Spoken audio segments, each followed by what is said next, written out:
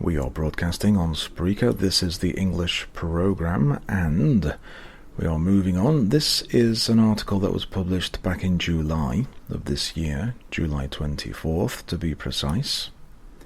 So almost a month ago. Alex Galeni is principal researcher in inclusive innovation in Nesta, and Robin Kalinga-Vidra is lecturer in political economy at King's College London. And they're talking about diversity. They say the same old faces are deciding the world's future, and it affects us all. They've published a photo of Boris Johnson. They say just 160,000 Tory party members chose Britain's new Prime Minister, Boris Johnson. It's the first time in history that the UK Prime Minister has been determined by voters from only one party. Research by Queen Mary University London and the Theresa May Theresa May could have handed over the reins of power to Boris in the way Blair did to Brown, but the Tories preferred to have a party election. A typical Tory member is white, male, middle class, and over 50 years old. This has implications beyond the top level of political leadership. There is a widespread lack of diversity among the politicians and civil servants whose decisions affect the futures of all those in the UK. The traditions of Oxford University, for example, have significantly shaped the values and approaches of British politicians, for better or worse. This is seen clearly in recent wranglings over Brexit. Many influential politicians, including the Secretary of State for Environment, Food and Rural Affairs, Michael Gove, and Johnson himself, were members of the Oxford Union, where they cut their political teeth through student debate. How has that culture and tradition shaped the way the UK is ruled, and what is lost when those who determine government policy come from similar educational backgrounds? The writers say we suggest that it drives groupthink, which limits openness to new approaches and minimizes attention on the broader needs of society. It is important to think about these questions. They help us to understand why and how policy leaders prioritize and make decisions. This isn't just a British challenge, it applies across the world. Research on emerging economies shows the finance ministers who have studied at universities that favour free market capitalism often implement policies that reflect those values. In particular, students at institutions with strongly neoliberal economics departments, such as the University of Chicago, may bring those approaches back to their home countries and apply them in government. Innovation agencies are government bodies responsible for supporting the development of new ideas, products and services. Their leaders may also be influenced by their educational background, according to a recent study. This reveals itself in the policy direction taken by different countries. In China, the focus is on developing homegrown technologies through the Made in China initiative. Chinese policymakers tend to have advanced degrees in subjects like technology and physics. In Singapore, leaders tend to have business degrees. Their innovation policy is more focused on creating favorable conditions for entrepreneurs. In Japan and Korea, social science degrees are more common. These backgrounds bring a different set of values to the field, leading them to prioritize social purpose. The research shows that East Asian innovation policy leaders tend to study in their home country for undergraduate degrees, but overseas for graduate studies. The US is a favored destination. Could innovation policy in the region be shaped by American academic concerns, just as Chicago-trained economists tend towards free market economic solutions? The writers say, we believe that the national educational patterns of elite policy leaders have an influence on the way they make policy and the issues they focus on. Nesta recently conducted a survey of 24 European innovation agencies, and the findings highlighted that their staff tend to have studied social sciences. Fewer than a quarter hold MBAs, engineering degrees, or other qualifications. This shapes the assumptions and values they bring to innovation policy. So how can we expand the perspectives involved? One idea is for innovation agencies to actively recruit board members and staff that come from a wide range of educational, professional and social backgrounds. Some agencies already have programs to support innovators from diverse backgrounds. They should think about how they can apply this to their own workforce. Another option is to open up policy making so that priorities are not just set by a small group of similar people. Nesta has been experimenting with new ways to involve the public in decisions about innovation policy. For example, how more people could shape the decisions we make about driverless cars and low-carbon technologies. The lack of diversity in political leadership is worrying. A small proportion of Britain's population have selected the country's new Prime Minister from two candidates with similar educational backgrounds. Our research shows that around the world we need to look at the backgrounds of decision makers at all levels. From debates played out in the House of Commons to policies that shape the future of technology and innovation, we should aim for a more diverse mix of voices among our leaders. To be fair, though, the House of Commons has 650 members of Parliament from constituencies all over the country, and yet they've spent 3 years and failed to reach a decision on Brexit. I'm not sure diversity of opinion is the solution to the problem. It's a lack of caliber, whatever the word is, which is a totally different thing. The writers conclude by saying, particularly when it comes to innovation, the most future-facing of policy areas, new perspectives and a wider range of backgrounds could spur a more creative, vital approach to leadership and deliver better outcomes for everyone. Yes, well, the UK is definitely suffering from a lack of leadership. I'm just not sure that getting lots of people with different ideas is going to result in leadership. It will result in a hung parliament, which is almost what we have now. So if you get 650 people, all with different views, then it's just a recipe for chaos. So personally, not sure what your thoughts are on this. I prefer to just throw the cards and let them land where they land. What do you think? You are listening to the English program. I'm going for a cup of tea. This is the English program. We're broadcasting live on Spreaker using the Spreaker Studio app. It's 20 to 7 here in the UK on the 9th of the 4th of the 9th, I should say, the 4th of September 2019. So let's have a look at this story now. Yvonne Black from the University of Hull says anxiety and depression, why doctors are prescribing gardening rather than drugs. The argument being made that gardening can make you happier and healthier. Let's take a look at this. Spending time in outdoors. Taking time out of the everyday to surround yourself with greenery and living things can be one of life's great joys, the writer says, and recent research also suggests it's good for your body and your brain. Scientists have found that spending 2 hours a week in nature is linked to better health and well-being. It's maybe not entirely surprising that some patients are increasingly being prescribed time in nature and community gardening projects as part of green prescriptions by the NHS. In Shetland, for example, islanders with depression and anxiety may be given nature prescriptions, with doctors there recommending walks and activities that allow people to connect with the outdoors. Social prescriptions, non-medical treatments which have health benefits, are already used across the NHS to tackle anxiety, loneliness and depression. They often involve the referral of patients to a community or voluntary organisation where they can carry out activities which help to meet their social and emotional needs. And increasingly, doctors are opting for community gardening. as this also has the added benefit of involving time spent in nature, even in highly built-up areas. And the evidence, the writer says, base for such treatments is growing, with research indicating that social prescribing can help to improve patients' anxiety levels and general health. Findings also seem to suggest that social prescribing schemes can lead to a reduction in the use of NHS services. In the next episode, the benefits of gardening.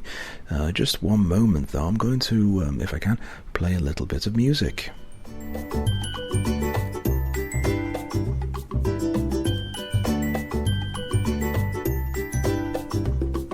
So hopefully you can hear that, and the reason I'm playing the music is because I've got a little bit of a menu to give you still to come tonight here on the English program. How a poor diet can lead to blindness.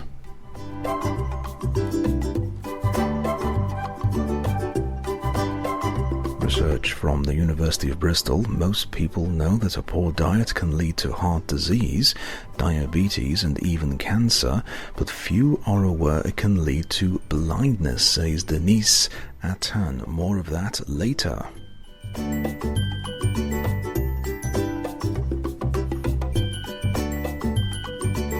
We also take a look at techno stress, how social media keeps us coming back for more, even when it makes us unhappy.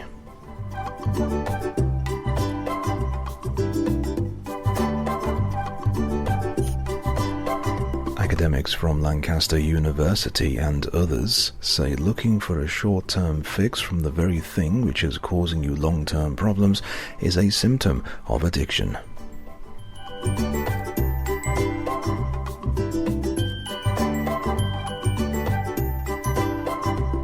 Finally tonight, how EU families in Britain are coping with Brexit uncertainty.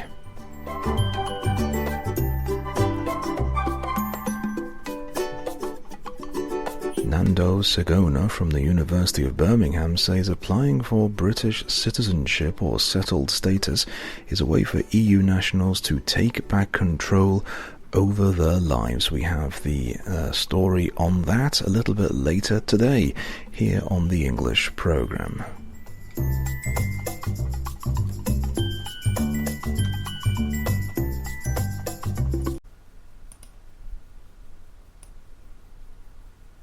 This is the English program. We're broadcasting live on Spreaker. I was not ready then. We started quite suddenly then. We're looking at this issue of dog training for babies. Only if you want to raise kids who are anxious and unsympathetic, that is. The academic Amy Brown is Professor of Child and Public Health at Swansea University. And the writer says, despite calls to cancel the programme, Channel 4 aired its new documentary, Train Your Baby Like a Dog, on August 20, that was yesterday. To give a brief synopsis of the show, an expert dog trainer, yes, a dog trainer, told parents to use dog training techniques with their young children to shape their behaviour. This included putting a child in a different room when they misbehaved and bribing them with treat foods to encourage good behaviour, including sitting obediently on the floor like a dog and being called a good boy or girl. It may sound ludicrous, but there could be serious consequences for parents repeating this advice. Babies and toddlers need loving support to help them understand and regulate their emotions and behavior as they grow and learn. They can't help their challenging behavior, such as waking at night or crying. Babies only have so many ways of communicating and processing what is going on around them. No one particularly relishes another sleepless night or trying to soothe an inconsolable baby. But how to best deal with this? Well, in contrast to this program's advice, evidence suggests that when parents are responsive to their child's needs, by recognizing when a child is tired and needs help sleeping or is overwhelmed and needs help calming down, their children go on to have fewer behavioral problems, higher IQ scores, and better social interactions with their peers. When the needs of babies and children are met in a gentle way, they feel secure and develop confidence and self-assurance. Meeting their needs with empathy appears to help them develop their own empathy and emotional intelligence. Dog training techniques teach children that parental praise or displeasure is contingent on how they act without helping them understand their behavior. When children are raised to understand they'll be rejected if their behavior doesn't meet sufficient standards, they're more likely to develop higher levels of anxiety and other emotional problems. It's not surprising. They worry they can be rejected or adored based on their behavior, but are never quite sure why. Using treats to shape behavior, meanwhile, sets children up to develop an unhealthy relationship with food, increasing their risk of obesity. Some may dismiss the advice in the show, but its strategies aren't dissimilar to some popular baby and toddler care books. These suggest only feeding at set times, allowing your baby to cry without giving comfort, and refusing to make eye contact if they wake at night. Not only does this fly in the face of research which supports responsive parenting, but the techniques they recommended discourage maternal behaviors that we know help keep babies safe and healthy. The writer says, in our research we found that the advice given in these books prompted mothers to delay responding to their baby's cries, which can increase levels of infant stress hormones.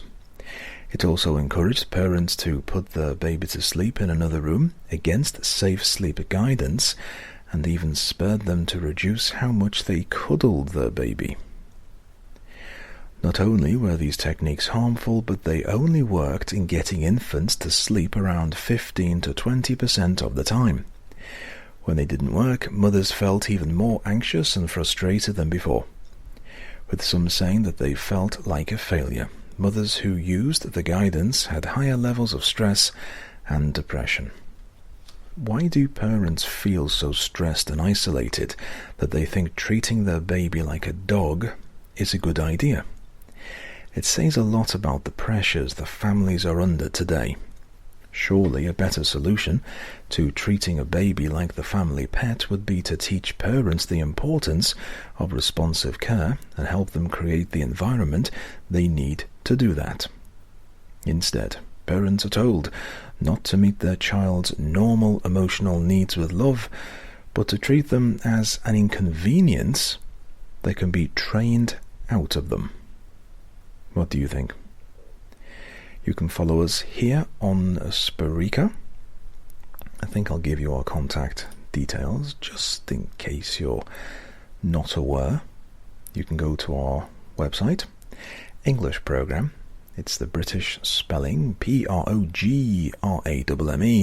It's englishprogram.com. You are listening to a live broadcast.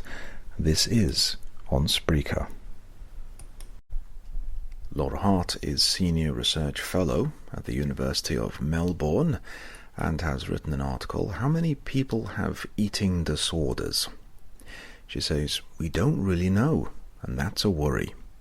Last week, Federal Health Minister Greg Hunt announced that more than 60,000 Australians will be asked about their mental health and well-being as part of the Intergenerational Health and Mental Health Study.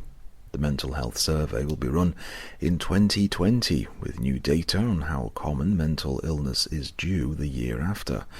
This is a welcome announcement, the writer says, for the mental health sector because information gathered in a survey like this can be used to shape policy reform.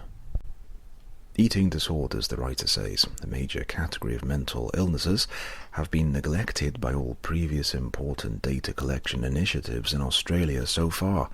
Notably, they were missing from the last national mental health surveys in 1997 and 2007. Eating disorders are not yet an official part of this new survey, but we understand, the writer says, they are being considered. If people with eating disorders are not counted, they don't count. In other words, we need to know who has these severe and debilitating conditions and then work towards improving the treatment and support available for them. National surveys ask the public if they have experienced symptoms of various mental illnesses, either in their lifetime or during the past 12 months. People who answer yes to particular clusters of symptoms are diagnosed or assumed to have had the illness. Asking the public about their symptoms is the best way to understand how common mental illnesses are. This is because most people with a mental illness don't seek treatment and may never have had a diagnosis. So collecting data from health services or based on reported diagnoses doesn't provide a full picture. The writer says for some mental illnesses such as anorexia nervosa or psychosis, people might not realize they have a diagnosable illness, but they are likely to respond yes to direct questions about their experiences with body dissatisfaction or thinking difficulties. A person with anorexia nervosa engages in dangerous behaviors to maintain a very low body weight or to lose more weight. Although most people have heard of it, anorexia is not common. We know this from other countries who have previously studied the prevalence of anorexia in community surveys. That being said, it's very serious and can be fatal. It has the highest mortality of all non-substance use mental disorders, and 1 in 5 of those deaths is by suicide. Other eating disorders include bulimia nervosa, binge eating disorder, and other specified feeding and eating disorders, a catch-all group for those who don't fit anywhere else. People with bulimia nervosa or binge eating disorder experience cycles of binge eating, often after periods of restricting foods, which cause shame, guilt, and discomfort. Those with bulimia compensate for binge eating through vomiting, fasting, exercise, or other methods, while those with binge eating disorder do not. Binge eating disorder is the most common of all eating disorders and occurs more equally across men and women than other eating disorders. As well as continued weight gain, people with binge eating disorder are more likely to experience depression and anxiety and other significant health problems such as asthma, diabetes, and arthritis than people with a high BMI, body mass index, but no binge eating disorder. One example of OSFED is atypical anorexia nervosa, when someone shows all the symptoms of anorexia and has lost a significant amount of weight but their BMI is in the normal or high range. Eating disorders disproportionately affect females, young people, LGBTIQ individuals, and those with a high BMI. People with eating disorders often have a negative body image and a strong perception their self-worth is tied to their appearance or body weight. Every year in Australia, millions of years of healthy life are lost because of injury, illness, or premature deaths in the population. This is known as burden of disease. Like national surveys, burden of disease studies are extremely important for planning and funding health services. They use prevalence statistics, or how many people per 100,000 of Australians are assumed to have a particular illness. Given we don't have good data on how prevalent eating disorders are, we likely underestimate their burden of disease. The recently released Australian Burden of Disease Study 2015 lists eating disorders among the most burdensome illnesses for Australian females, being the 10th leading cause of total burden of disease for females aged 5 to 14 and women aged 25 to 44. Importantly, the most common eating disorder, binge eating disorder, is not included in burden of disease studies, meaning all these figures miscalculate the impact of eating disorders by a long way. The writer says, despite our lack of prevalence data, there is evidence showing eating disorders are an increasing problem and should be regarded as a national priority. Consecutive population surveys in South Australia showed the numbers of people with eating disorders climbed over a 10-year period. Annual youth surveys demonstrate body image, the most potent risk factor for eating disorders, is year after year among the top concerns for young people. A recent study on adolescents in the Hunter Valley region of NSW found 1 in 5 had experienced an eating disorder. People with eating disorders use more health services than people with all other forms of mental illness, but often don't receive appropriate and effective treatment. They typically receive treatment for weight loss, depression or anxiety, but are rarely treated for their disordered eating. Eating disorders were estimated to cost the health system 99.9 million Australian dollars in the year 2012 alone. Better treatment and prevention of eating disorders would reduce the cost and the burden of disease. We need the data to show where the treatment gaps are and how to fund better services, the writer says. There are many promising elements of the proposed intergenerational health and mental health study. These include surveying multiple people in a family, gathering physical and mental health data, and a target of more than 60,000 Australians. But it's time eating disorders were included. This is the English program. This is the English program. Juliet Ollard is a researcher at Nesta, and today, August 22, she published this article on STEM. Efforts to inspire more children could be entrenching educational inequalities. She says science, tech, engineering and maths, STEM, education is a priority for governments around the world. For example, the UK's current commitment to increasing investment in research and development to 2.4% of GDP by 2027 means that we need to train 260,000 more researchers to carry out the work. There has long been a perceived shortage in such skills and knowledge, and this drives policy measures in education, skills and immigration to address the situation. In their STEM strategies, governments are increasingly focused on addressing the large disparities in participation between different social groups. For example, in the UK, only 15% of scientists come from working-class households, just 7% of patents are filed by women, and among startup founders, men outnumber women 4-1. The problem is often discussed in terms of a leaky pipeline. The idea that potential STEM professionals are lost at particular points along defined pathways. This spurs governments around the world to target activities at young people, aiming to foster STEM engagement from an early age. STEM inspiration is one way to do this, by offering STEM-related activities to school-aged children beyond usual subject teaching. This could take place within schools or informally through visits to museums or in the home or community. The Department for Business, Energy and Industrial Strategy, the BEIS, funds STEM inspiration in the UK, spending £103 million annually on programmes delivered through bodies such as STEM Learning Limited, the Wellcome Trust and the British Science Association. But is all this activity having the desired effect, or could it even be doing more harm than good? First, we know that there is just not enough provision. For example, the writer says, our mapping of invention programs found that they reach just 1.5% of the UK school population annually. Overall, participation in STEM careers activities is low, with less than 30% of 11 to 14-year-olds reporting having taken part in 2017. In light of evidence that it takes around 4 role model encounters for effects to be seen on students' aspirations, it is likely a very small and select group that receives effective provision. Also, provision continues to exclude students and communities who need it most, those who are traditionally less likely to take part in STEM. UCL's Aspires team has found that while significant proportions of the school population report never having had access to STEM and inspiration, this is particularly the case among disadvantaged groups.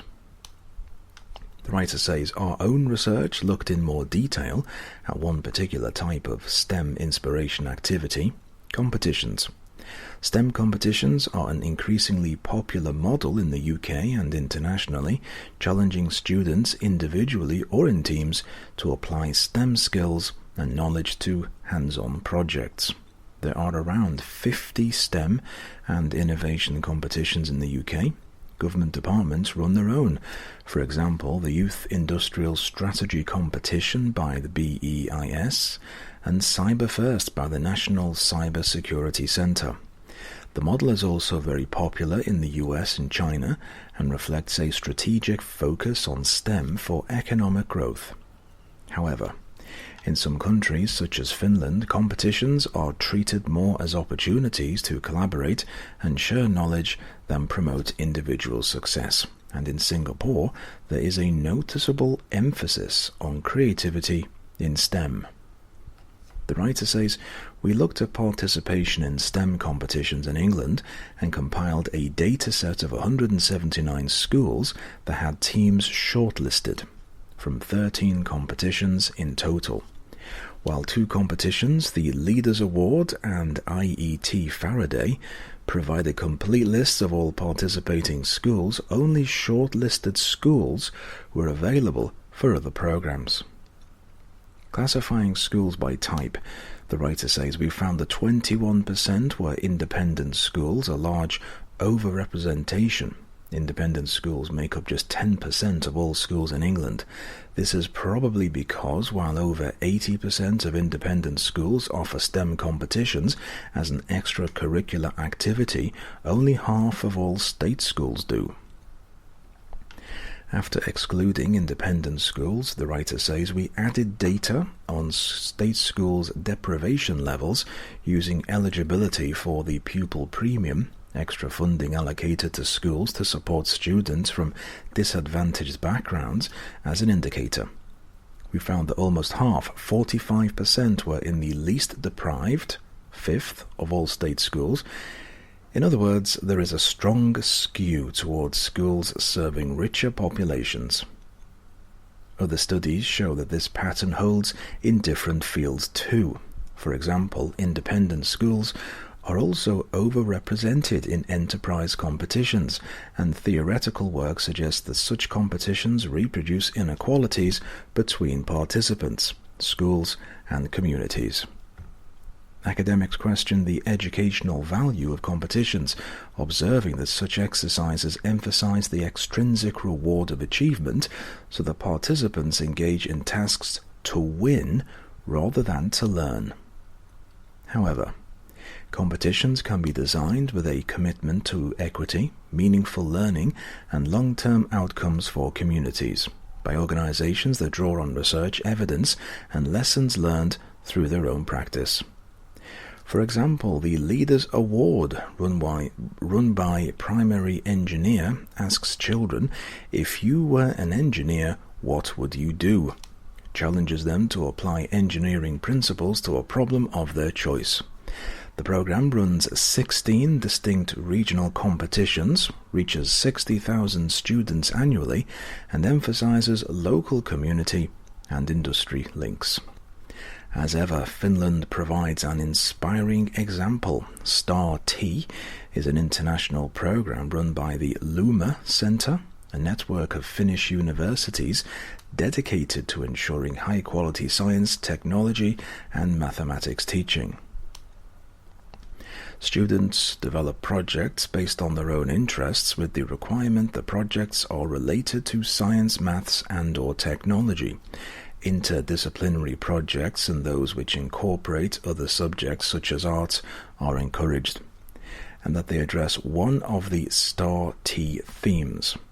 These projects can then be shared at events where children peer assess each other's work. A key feature of the program is the learning community.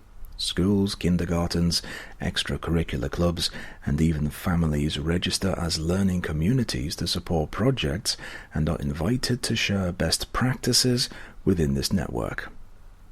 The writer says, from our review of STEM competitions and the research behind them, we've identified 4 principles of good practice. First, equity. Competitions should be designed with those who are the most excluded in mind, so that provision is practically and conceptually inclusive. Second, congruence. The offer should relate to students' own experiences and facilitate the move to further study. Third, intensity. One-off experiences are rarely effective. Sustained and joined-up support is needed for long-term outcomes. Finally, reflection. For both participants and providers, it's important to build in opportunities for reflecting on and integrating learning into further study or further iterations of programs. The writer concludes by saying, if these 4 foundations are put in place, STEM inspiration can better serve students, and through them, society in general. We're looking at fake news now on the English program. Voters may form false memories after seeing fabricated news stories, especially if those stories align with their political beliefs. This is according to research in Psychological Science, a journal of the Association for Psychological Science. The research was conducted in the week preceding the 2018 referendum on legalizing abortion in Ireland, but the researchers suggest that fake news is likely to have similar effects in other political contexts, including the US presidential race in 2020. In highly emotional, partisan political contests, such as the 2020 US presidential election, voters may remember entirely fabricated news stories, say the researchers. In particular, they are likely to remember scandals that reflect poorly on the opposing candidate. The researchers, including leading memory researcher Elizabeth Loftus of the University of California, recruited 3,140 eligible voters online, asking them whether and how they plan to vote in the referendum. The experimenters presented each participant with 6 news reports, 2 of which were made-up stories that depicted campaigners on either side of the issue engaging in illegal or inflammatory behavior. After reading each story, participants were asked if they had heard about the event depicted in the story previously. If so, they reported whether they had specific memories about it. The researchers then informed the eligible voters that some of the stories they read had been fabricated and invited the participants to identify any of the reports they believed to be fake. Finally, the participants completed a cognitive test. Nearly half of the respondents reported a memory for at least one of the made-up events. Many of them recalled rich details about a fabricated news story. The individuals in favor of legalizing abortion were more likely to remember a falsehood about the referendum opponents. Those against legalization were more likely to remember a falsehood about the proponents. Many participants failed to reconsider their memory even after learning that some of the information could be fictitious, and several participants recounted details that the false news reports did not include. The researchers say this demonstrates the ease with which we can plant these entirely fabricated memories, despite this voter suspicion and even despite an explicit warning that they may have been shown fake news. Participants who scored lower on the cognitive test were no more prone to forming false memories than were higher scorers. But low scorers were more likely to remember false stories that aligned with their opinions. This finding suggests that people with higher cognitive ability may be more likely to question their personal biases and their news sources, say the researchers. They say understanding the psychological effects of fake news is critical, given that psychological scientists may be uniquely qualified to work on. Now, hopefully we are broadcasting, because we're getting some odd messages here about our internet connection. We are in the garden shed, but hopefully we are still online. We appear to be.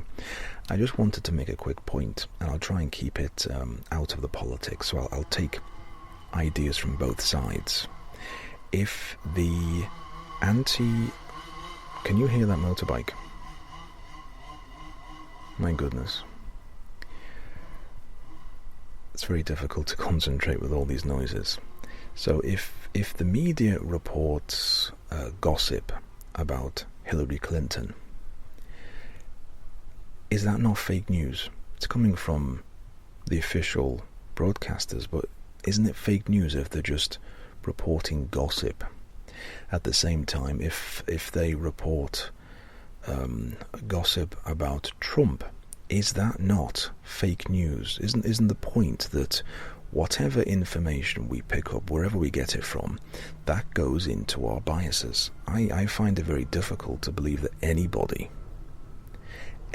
at all, when they make decisions on voting, that they don't refer to their own personal biases. It's just a thought, but I think it's impossible. So if you support Labour, you're about to vote Labour and you think, but you know what? I think for the greater good. There's been so much rumour and speculation about Jeremy Corbyn or Bernie Sanders. You know what? I'm going to vote Conservative because it's for the greater good. I just don't think people think that way, do they? It's just my thought. Have a think about it and tell us what you think. This is the English programme, broadcasting live on Spreaker. This is the English programme. We're broadcasting live on Spreaker, and we're now talking animal welfare.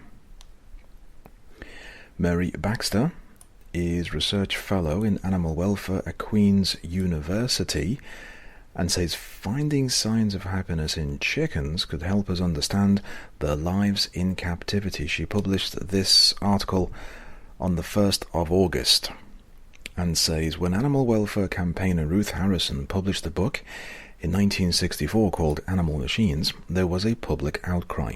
Her vivid descriptions of post-war intensive farming started a discussion about animal welfare that led to new guidelines for safeguarding animals in human care. From this, the 5 freedoms were born. They stated that animals should have freedom from hunger and thirst, from discomfort, from pain, injury or disease, to express normal behaviors, and freedom from fear and distress. The 5 freedoms are used as a way to assess animal welfare around the world, but they've been criticized for their focus on limiting suffering rather than giving animals a good environment to live in. The Farm Animal Welfare Council revisited these standards in 2009 and asked a new question that has shifted the way we think about animal welfare. Does this animal have a life worth living? It's no longer enough to know if an animal is suffering. We also need to know if it's happy. But in the absence of a big toothy grin or a wagging tail, how do we do that for a chicken? The academic says those studying long domesticated animals with expressive features are at an advantage. We know that dogs are happier when they wag their tail towards the right. We know that rats laugh when they're tickled, and we know which facial expressions mice, rats, rabbits, horses and sheep pull when they're pain-free.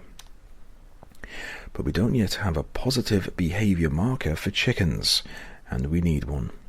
There are actually 2 types of chickens used in farming today: broiler chickens, which are raised for meat, and laying hens, which produce eggs. There is a huge demand for chicken meat, and it will soon top the list as the most consumed meat in the world.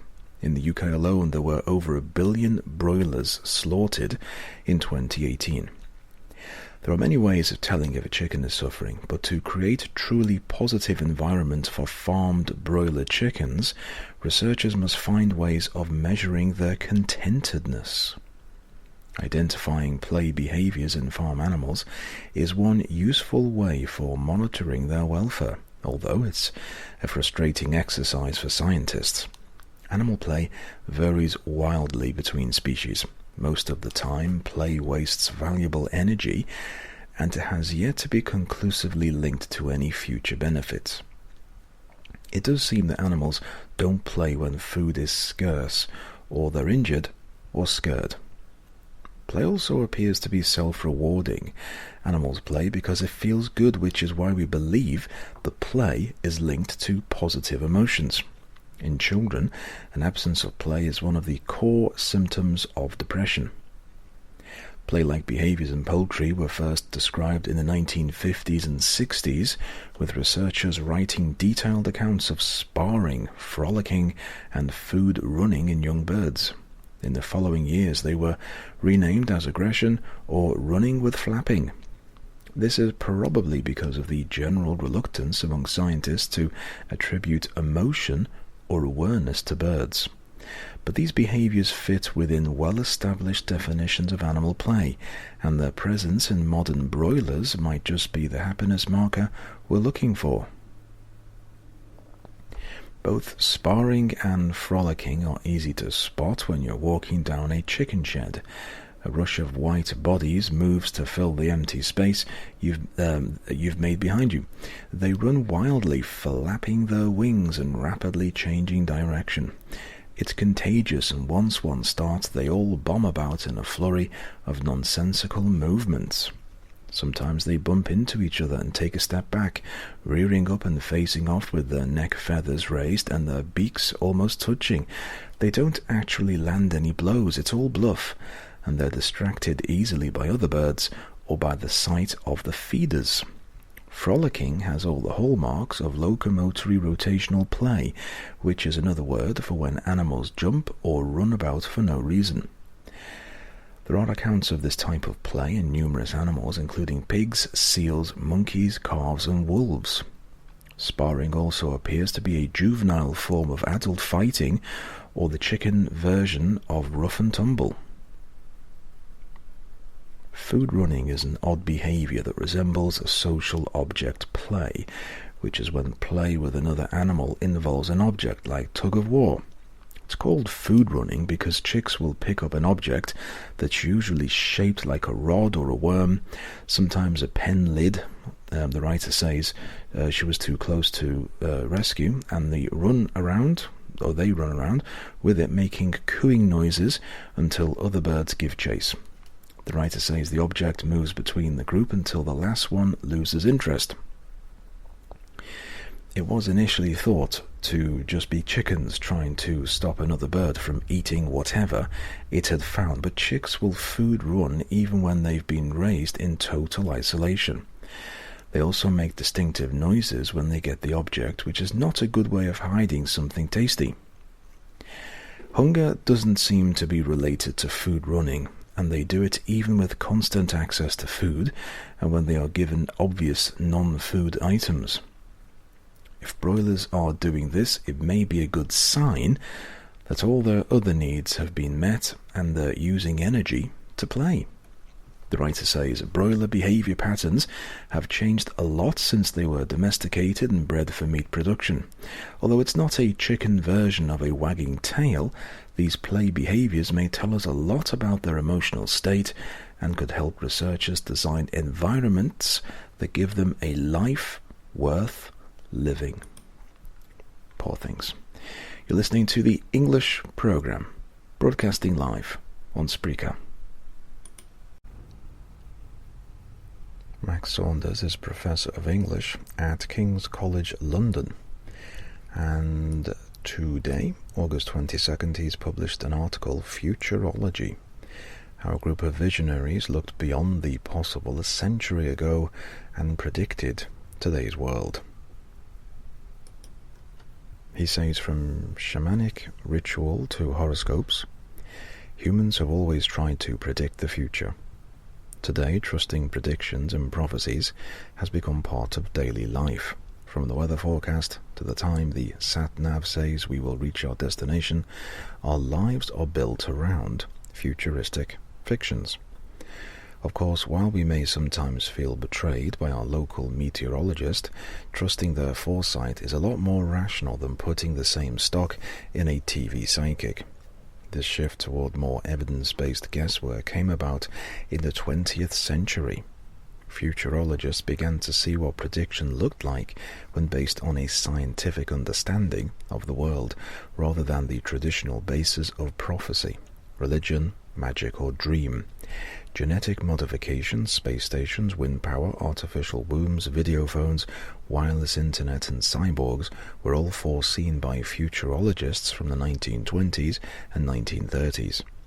Such visions seemed like science fiction when first published.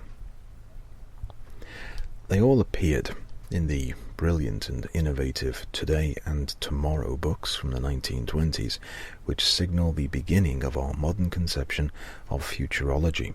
in which prophecy gives way to scientific forecasting. This series of over 100 books provided humanity in science fiction with key insights and inspiration.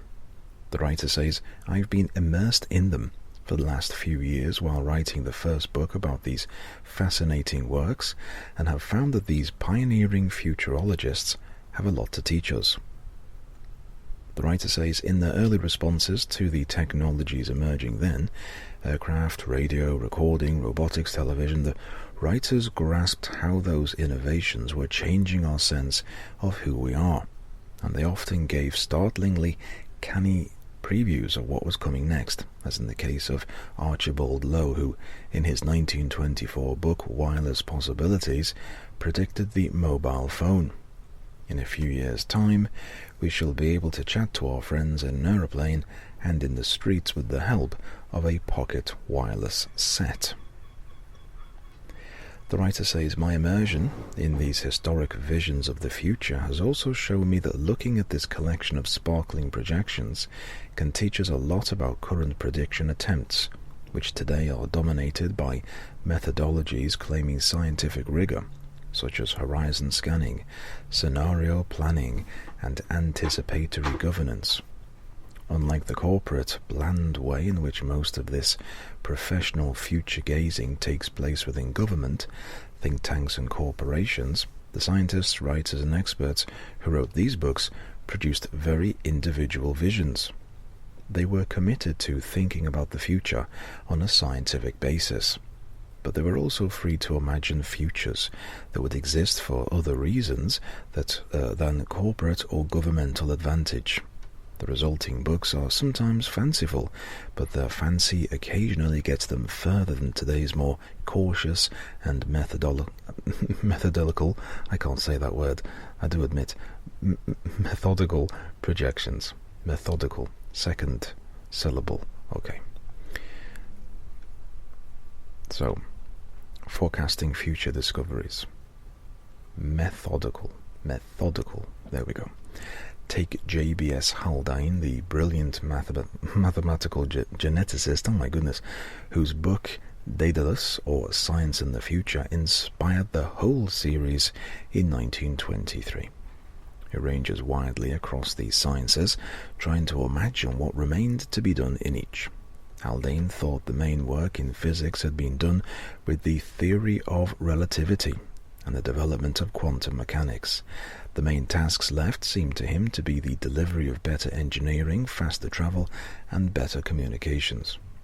Chemistry, too, he saw as likely to be concerned more with practical applications such as inventing new flavors or developing synthetic food rather than making theoretical advances. He also realized that alternatives would be needed to fossil fuels and predicted the use of wind power. Most of his predictions have been fulfilled, though we're still waiting eagerly for those new flavors, which have to be better than salted caramel. It's chastening, though, how much even such a clear-sighted and ingenious scientist missed, especially in the future of theoretical physics. He doubted nuclear power would be viable. He couldn't know about future discoveries of new particles leading to radical changes to the model of the atom. Nor in astronomy could he see the theoretical prediction of black holes, the theory of the Big Bang, or the discovery of gravitational waves. But at the dawn of modern genetics, he saw that biology held some of the most exciting possibilities for future science. He foresaw genetic modification, arguing that we can already alter animal species to an enormous extent, and it seems only a question of time before we shall be able to apply the same principles to our own. If this sounds like Haldane supported eugenics, it's important to note that he was vocally opposed to forced sterilization and didn't subscribe to the overtly racist and ableist eugenics movement that was en vogue in America and Germany at the time. But the development that caught the eye of so many readers was what Haldane called ectogenesis, his term for growing embryos outside the body in artificial wombs. Many of the other contributors took up the idea, as did other thinkers, the most notable being Haldane's close friend Aldous Huxley, who was to use it in Brave New World, with its human hatcheries, cloning these citizens and workers of the future. It was also Haldane who coined the word clone. Ectogenesis still seems like science fiction, but the reality is getting closer. It was announced in May 2016 the human embryos had been successfully grown in an artificial womb for 13 days, just 1 day short of the legal limit, which prompting an inevitable ethical row. And in April 2017, an artificial womb designed to nurture premature human babies was successfully trialled on sheep. So even that prediction of Haldane's may well be realized soon, perhaps within a century after it was made. Although artificial wombs will probably be used, at first, as a prosthesis to cope with medical emergencies before they become routine options on a par with cesareans or surrogacy. Science, then, was not just science for these writers. It had a social and political consequence, as does prediction. Many of the contributors of this series were social progressives in sexual as well as political matters. Haldane looked forward to the doctor taking over from the priest, and science separating sexual pleasure from reproduction. In Ectogenesis, he foresaw that women could be relieved of the pain and inconvenience of bearing children. As such, the idea could be seen as a feminist thought experiment, though some feminists might now see it as a male attempt to control women's bodies. What this reveals is how shrewd these writers were about the controversies and social proclivities of the age. At a time when too many thinkers were seduced by the pseudo-science of eugenics, Haldane was scathing about it. He had better ideas about how humanity might want to transform itself. What this reveals is how shrewd these writers were about the controversies. Oh my goodness. That's been repeated for some reason. Okay, I'm going to skip from that. Skip past that bit. Producer. That's either a typo or you've typed it in twice. Some of today and tomorrow's predictions of the developments are impressively accurate, such as video phones, space travel to the moon, robotics and air attacks on capital cities, but others are charmingly inaccurate. Oliver Stewart's 1927 volume, Ailus, or The Future of the Flying Machine, argued that British craftsmanship would triumph over American mass production.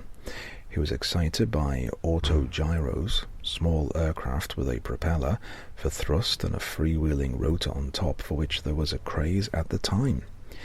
He thought travellers would use those for short-haul flights, transferring for long-haul to flying boats, passenger planes with boat-like bodies that could take off from and land on the sea.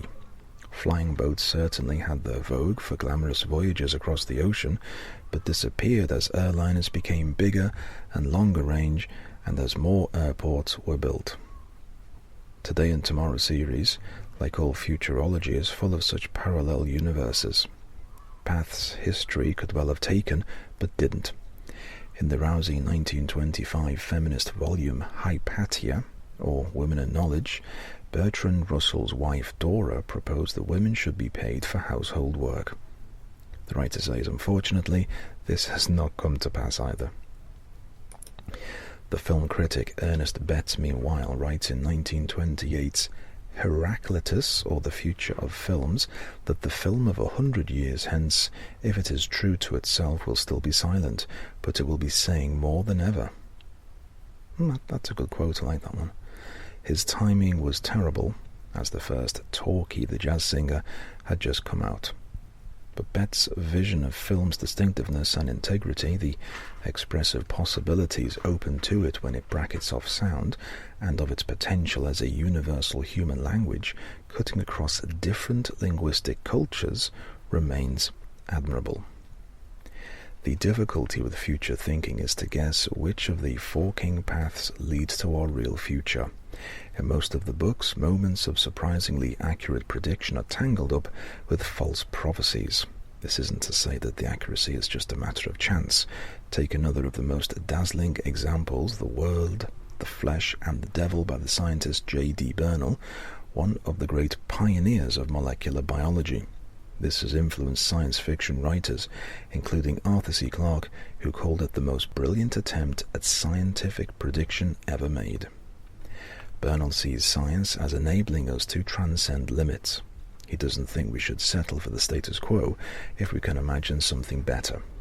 He imagines humans needing to explore other worlds, and to get them there, he imagines the construction of huge life-supporting space stations called biospheres, now named after him as Bernal spheres. Imagine the International Space Station scaled up to small planet or asteroid size. When Bernal turns to the flesh, things get rather stranger. A lot of the Today and Tomorrow writers were interested in how we use technologies as prosthesis to extend our faculties and abilities through machines, but Bernal takes it much further. First, he thinks about mortality, or more specifically about the limit of our lifespan. He wonders what science might be able to do to extend it. In most deaths, the person dies because the body fails. So what if the brain could be transferred to a machine host, which could keep it and therefore the thinking person alive much longer? Bernal's thought experiment develops the first elaboration of what philosophers now call the brain in a vat hypothesis, except they're usually concerned with questions of perception and illusion. If my brain in a vat was sent electrical signals identical to the ones sent by my legs, would I think I was walking? Would I be able to tell the difference? But Bernal has more pragmatic ends in view. Not only would his Dalek-like machines be able to extend our brain's life, they'd be able to extend our capabilities. They would give us stronger limbs and better. His book is one of the founding texts of transhumanism, the idea that humanity should improve its species. He envisions a small sense organ for detecting wireless frequencies, eyes for infrared, ultraviolet and X-rays, ears for supersonics, detectors of high and low temperatures of electrical potential and current. With that wireless sense, Bernal imagined how humanity could be in touch with others regardless of distance. Even fellow humans across the galaxy in their biospheres could be within reach.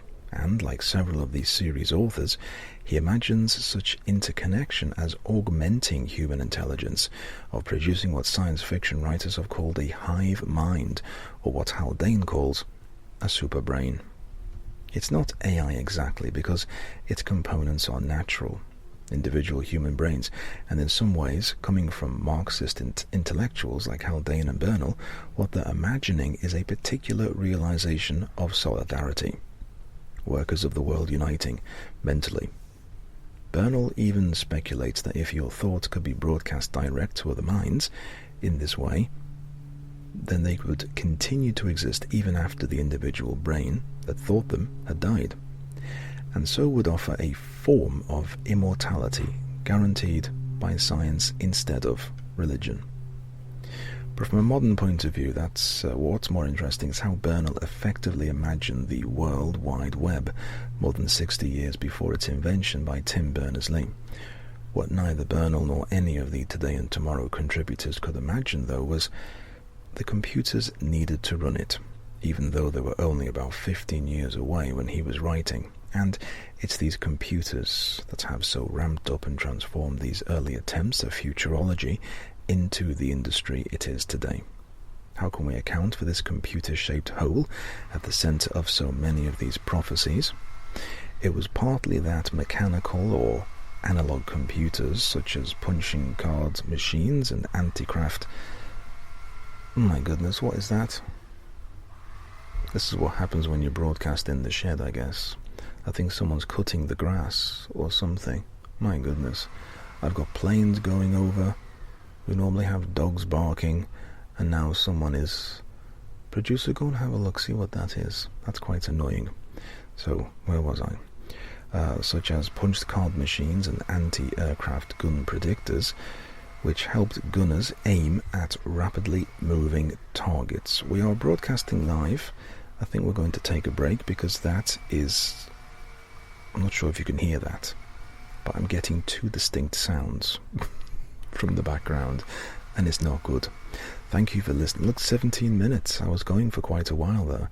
I still had like another 10 minutes to go. Never mind. Okay, you're listening to the... Oh, it's stopped now. Do you think it's gone for good? No. Okay, we'll take a break. This is the English program. Thanks for listening. I want to bring you this article that was published back in February.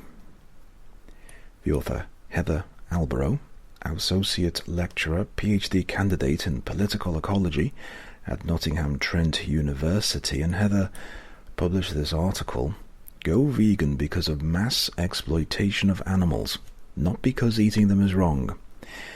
She argues, with veganism on the rise, and entire supermarket aisles now dedicated to veggie and vegan food ranges, it's a good time to consider what motivates people to go vegan. There are many reasons why people decide to cut animal products from their diet, but the negative health effects of excessive meat and dairy consumption and the enormous environmental impact of industrial agriculture are popular ones. However, the suffering of billions of animals each year in factory farming, referred to in a 2015 Guardian article as one of the worst crimes in history, is the most powerful motivation for many, including myself, she says. Refraining from something that causes so much harm and suffering is laudable. But there's one argument occasionally used in vegan and animal rights campaigns that warrants closer attention: the idea that consuming other creatures is morally wrong in its own right. Such views are often bolstered by powerful moral arguments, framing animals as subjects of a life, able to experience pain, and as leaders of complex emotional lives. Opposing meat eating on ontological grounds, meaning simply because animals are sentient beings, we shouldn't eat them, separates humans from nature and prevents truly ethical relationships between humans, animals, and the natural world. The late environmental philosopher Val Plumwood coined ontological veganism to describe this absolute opposition. Ontological veganism asserts that beings that count as ethical subjects should not be eaten, in the same way that there's a widespread taboo about eating humans. While this thinking erects another unhelpful boundary between animals and other life forms, it's also ironic that the rationale underlying taboos against eating humans is the desire to radically separate humans from other animals.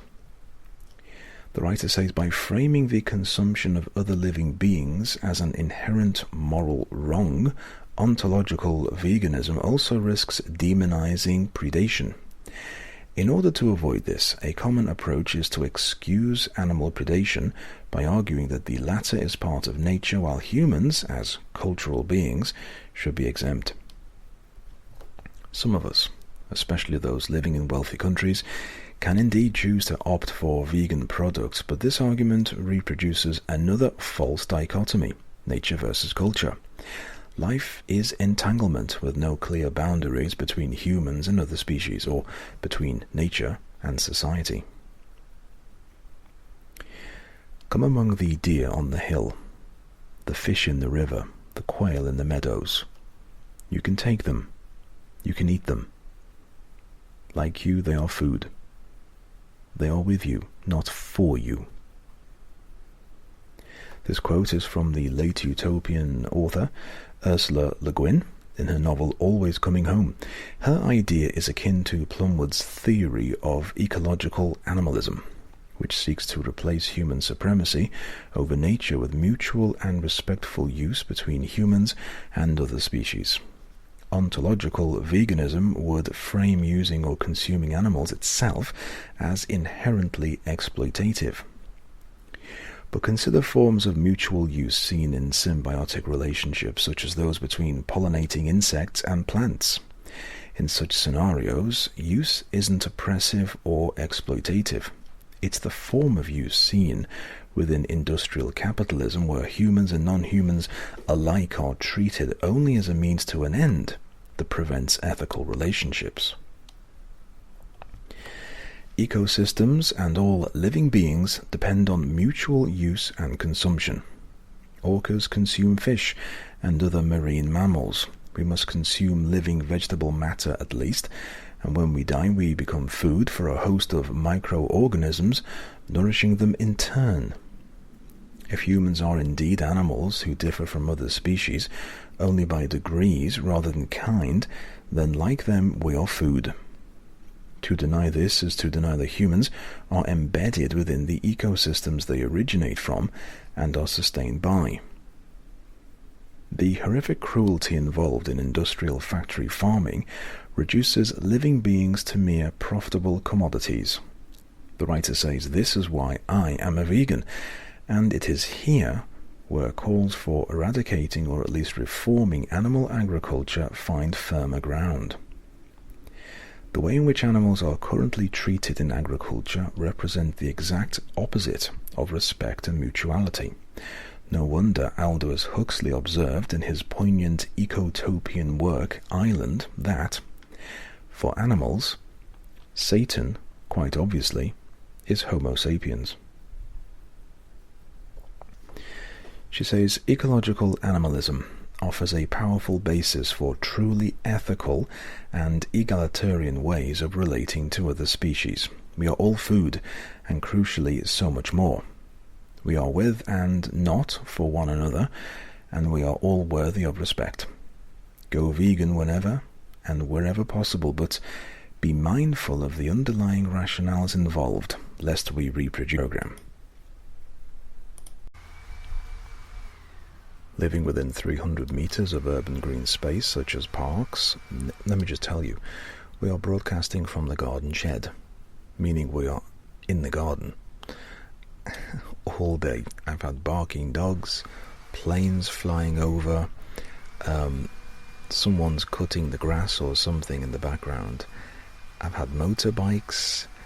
I'm not feeling very at ease, one with nature right now, I do have to say. I'm going to battle on and see where we get. Living within 300 meters of urban green space, such as parks, nature reserves or play areas, is associated with greater happiness, sense of worth and life satisfaction. That's according to a new study by researchers at the University of Warwick, Newcastle University and the University of Sheffield. It has long been understood that individuals feel positive emotions when exposed to natural environments, and successive governments have enshrined this in planning guidance. But how much green space is needed, and how close does it need to be to people's homes to make a difference? Dr. Victoria, and a train going past as well. Dr. Victoria Hulden, Professor João Porto de Albuquerque, Professor Scott Week and Professor Stephen Jarvis set out to apply new geospatial research techniques to create an accurate measure of the relationship between green space and three different aspects of mental well-being. Most previous studies have only been able to take into account the overall amount of green space within a specific area, rather than the exact amount of green space that surrounds an individual's home, and have found mixed results. By combining survey responses from 25,518 participants in the UK Government Annual Population Survey, the APS, with data on the shape, size and location of London's 20,000 public green spaces, the team were able to more accurately model green space distribution in relation to where each of the 25,518 survey participants lived, and explore how that influenced their mental well-being as revealed in their survey answers. The study published in the August issue of Applied Geography found overall there's a very strong relationship between the amount of green space around a person's home and their feelings of life satisfaction, happiness and self-worth. Green space within 300 meters of home had the greatest influence on mental well-being. An increase of 1 hectare, about the size of an international rugby union pitch, within 300 meters of residence was associated with an increase of 8 percentage points in a life satisfaction, 7 in worth and 5 in happiness. Green space was less important for mental well-being in central London and East London. Dr. Houlden says, we believe there's a typo here. We believe that, or this is. It says this, it is. There's a typo, I do beg your pardon. We believe it is the first study to demonstrate how urban green spaces may improve a broader definition of mental well-being. A lot of research focuses on poor mental health or single aspects of well-being, like life satisfaction. What makes our work different is the way we consider multi-dimensional mental well-being in terms of happiness, life satisfaction, and worth. While government guidelines recommend minimum amounts of green space in residential developments, our study was able to establish more specifically where green space may be most valuable. Scott Week, Professor of Mental Health at the University of Sheffield, says, contrary to popular opinion, up until now the evidence for the link between green space and mental well-being has been pretty circumstantial. By combining advanced statistical and mapping methods, we've shown that the effect is real and substantial. Basically, we've proven that what everyone has always assumed is true. Professor Stephen A. Jarvis is director of the EPSRC Centre for Doctoral Training in Urban Science at the University of Warwick, and says the EPSRC-funded Centre for Doctoral Training in Urban Science, hosted at the University of Warwick, has been tackling difficult urban questions for several years. Much of this research has been to provide evidence resulting from the application of data analytic methods to support decision-making by local councils and government agencies. This is the first study to provide concrete evidence of how urban green spaces may improve mental well-being in the broadest sense, and should therefore lead to healthier, happier, and more productive urban landscapes in the future. You are listening to the English Programme, broadcasting live on Spreaker. Recognising a gap in care for law enforcement canines injured on the job, a team of vets, emergency medical service experts and canine handlers has developed protocols for emergency medical service personnel who may be called upon to help treat and transport the injured dogs. The protocols appear in a special report in the medical journal Pre-Hospital and Disaster Medicine. Law enforcement canines face the same dangers their human handlers confront, say the researchers. Dogs on the job are sometimes shot or experience blunt force trauma, smoke inhalation, opioid drug exposure, or other potentially life-threatening injuries. While a few states in the USA are beginning to allow EMS personnel to treat and transport law enforcement canines to emergency vet facilities when those workers are not busy with human patients, little guidance or training is available to help them care for canine patients.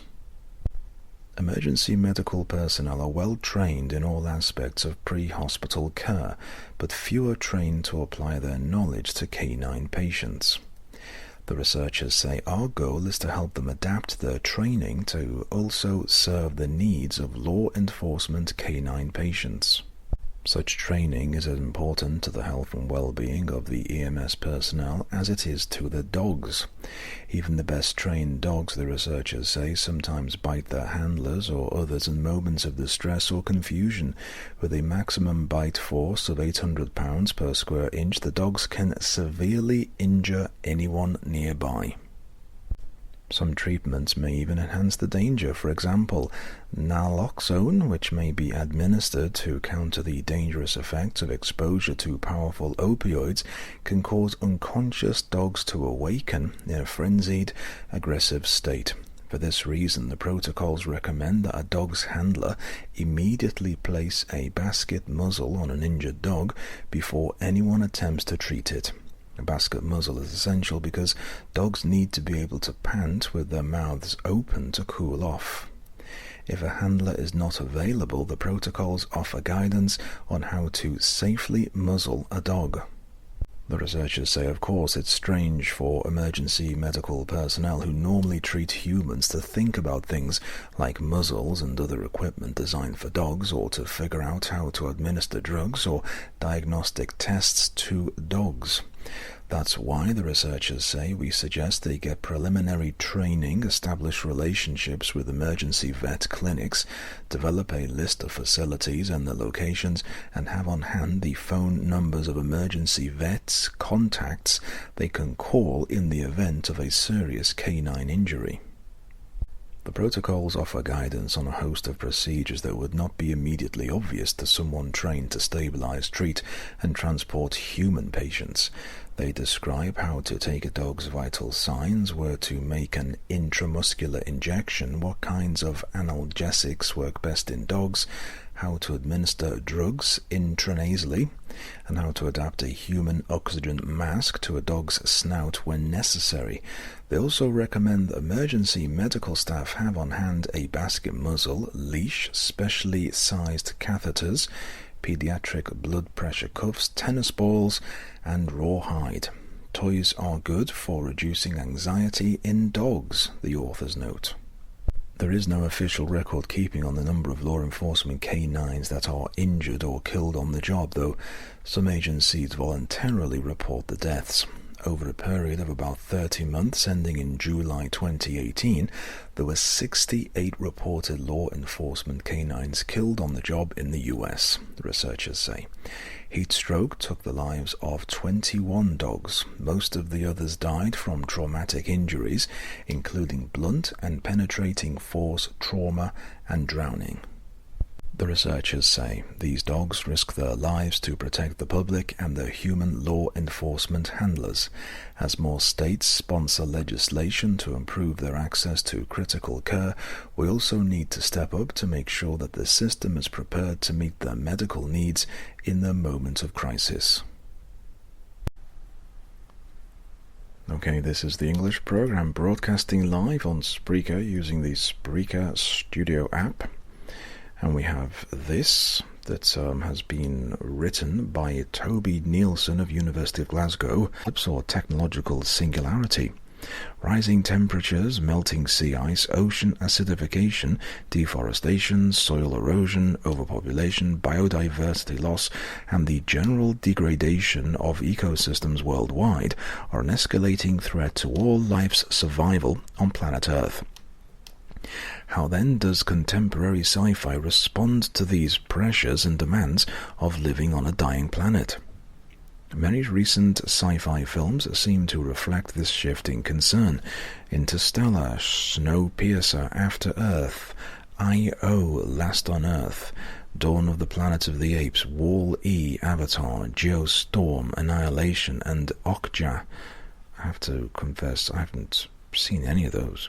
Seem to situate, the writer says, a climate catastrophe, or more specific environmental concerns, as the dystopic impulses driving their narratives. The writer says this ecological imagination of disaster can also be seen in sci-fi films that are not ostensibly about the environment. Star Wars stands out in particular here.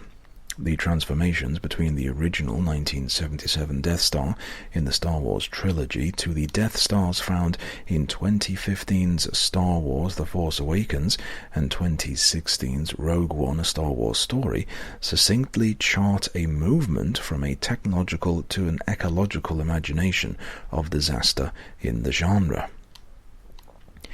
The writer says the potential devastation in the original Death Star is akin to a nuclear strike, and the device's advanced technology is front and center of its representation. There are plenty of shots of buttons being prodded and levers being pulled prior to its laser firing. More obviously, this weapon's total and instantaneous destruction of Princess Leia's home planet of Alderaan neatly connects with fears of a huge atom bomb's almost unimaginable destructive power. By contrast, the new Death Star of The Force Awakens, called Starkiller Base, is solar-powered. It is a planet with a weapon in it, as opposed to the original, a weapon shaped like a planet. Where the destruction of Alderaan by the Death Star felt like a massive explosion, when Starkiller Base's lasers land on their target planets, it is instead as if they go through some sort of geological catastrophe. This geological imagery is echoed when Starkiller Base is itself destroyed. It does not blow up immediately, as the original Death Star did, but undergoes what's referred to as a collapse. During this collapse, two of the central characters, Kylo Ren and Rey, have time for a climactic lightsaber duel among the tectonic chaos, dodging great chasms that open in the ground as the snowy forest landscape is slowly engulfed. This drawn-out collapse sits in stark contrast to the instantaneous explosion of the 1977's Death Star, wherein no such luxury of time was afforded to Grand Moff Tarkin. I must admit, at that point, I did go to see the film, and at the point of the lightsaber thing at the end, I think I'd fallen asleep, to be fair. The Death Star in Rogue One also draws on environmental imagery and a longer time scale of destruction. Rogue One is a prequel to 1977's Star Wars, and the plot partly revolves around the Empire's construction of the iconic battleship. So it is interesting that, despite a need to ensure continuity with the original film, Rogue One's Death Star aesthetically operates rather differently to the Death Star first seen in 1977. When its laser strikes, the film quickly ignores the device's technological underpinning. Instead, a Frankenstein stitching of unruly weathers approaches on the target of Jeddah City, part mudslide, part storm, part earthquake, part pyroclastic flow. What once appeared as dangerous technology now manifests as dangerous weather. Star Wars Death Stars are not alone in this representational shift. In Independence Day 1996, aliens blow up the White House with a laser.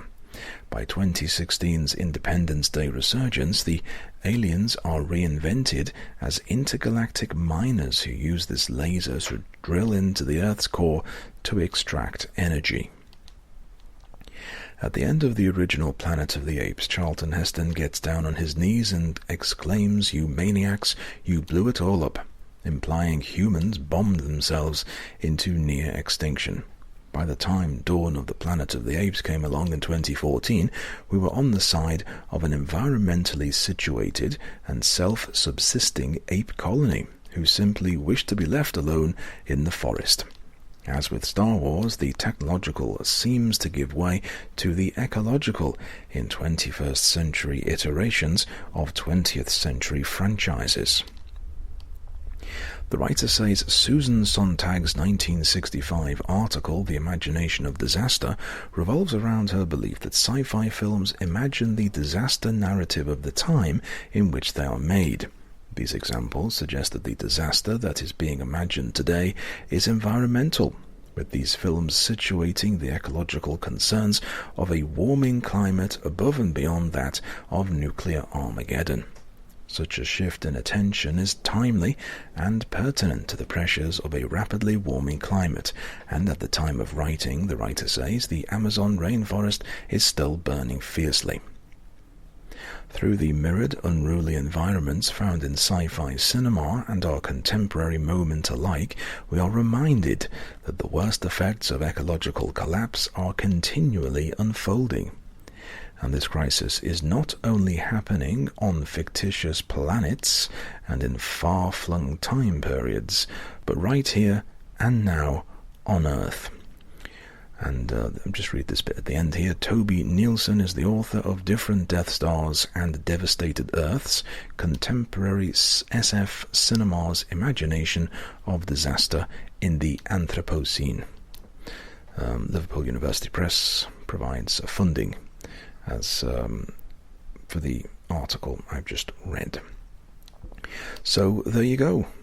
Yes, next time you sit down and watch a film, keep that in mind, if you're so inclined. You are listening to the English program. We're broadcasting live on Spreaker. Hello, this is the English program. We're broadcasting live on Spreaker. I'm not quite sure what's happened to my voice. Hopefully at some point this afternoon we'll find out. But who knows? Maybe not. Maybe never. May never happen. How about some music? Some inspirational music.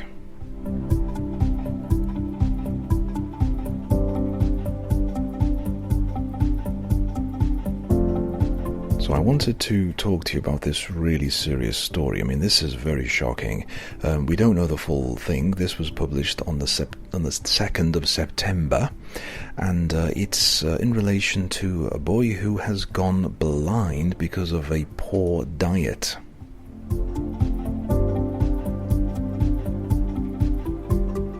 So Denise Atan of the University of Bristol says a poor diet can lead to blindness. Most people know a poor diet can lead to heart disease, diabetes, even cancer, but few are aware it can also cause blindness.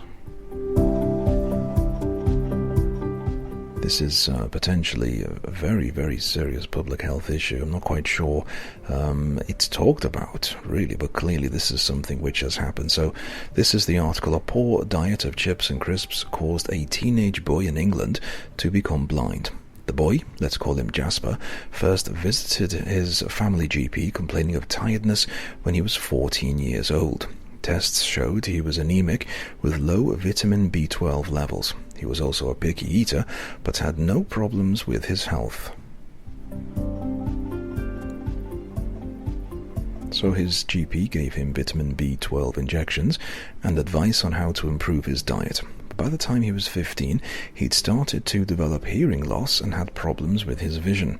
He was referred to an ear, nose and throat specialist and was examined by an ophthalmologist, but no cause was found. By the age of 17, his vision had become worse to the point of blindness.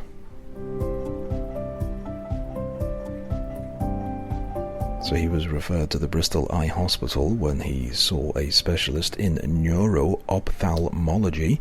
He was diagnosed with optic neuropathy, a damage to the optic nerve basically, and further tests revealed the cause was nutritional. He had several micronutrient deficiencies, including low vitamin B12. His vitamin B12 injections had lapsed. Vitamin D, copper and selenium levels, and a high zinc level. His bone mineral density was also very low, probably resulting from his low vitamin D. So this is truly awful. This has all happened basically over 3 years. Jasper confessed that he had been a picky eater since primary school and would not eat certain textures of food. He had a daily portion of chips from a local fish and chip shop and snacked on crisps, white bread, processed ham slices and sausage. Despite being given nutritional supplements to treat his deficiencies, his sight did not improve.